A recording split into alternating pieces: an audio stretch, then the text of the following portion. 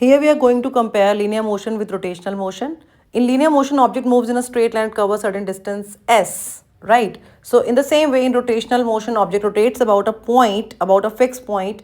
So we say that object has covered certain angle in certain intervals of time. So in linear motion, we denote the displacement by s, while in rotational motion, we write theta. In the same way, velocity is ds by dt in linear motion and becomes angular velocity omega is d theta by dt in rotational motion.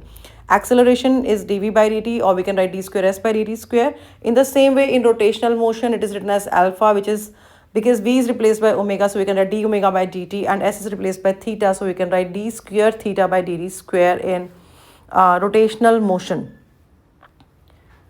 Right. So now because we have mass here, mass is denoted by the letter m, and in rotational motion we write I, the moment of inertia, and it is equal to summation over mr square. Linear momentum p is mass into velocity. So in the same way we have angular momentum in rotational motion, and it is written as L is equal to I omega.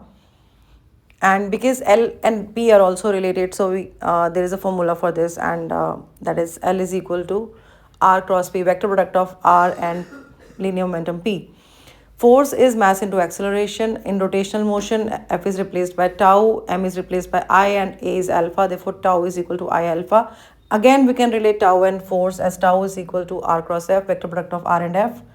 Because F is dp by dt, so in the same way we can write here in rotational motion, tau is equal to, for P we are writing L because L is angular momentum, dl by dt, or we can write because M is I, becomes I d omega by dt in rotational motion.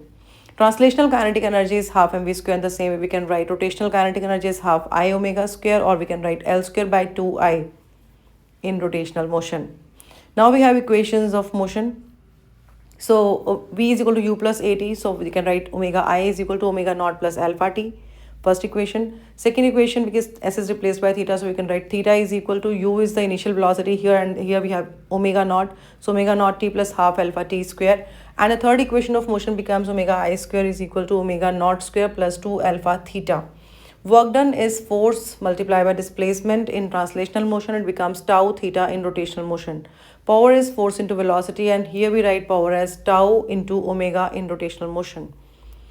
Linear momentum is conserved if no external force acts on the system, then momentum is conserved. In the same way, if no external torque acts on the system, then angular momentum is conserved.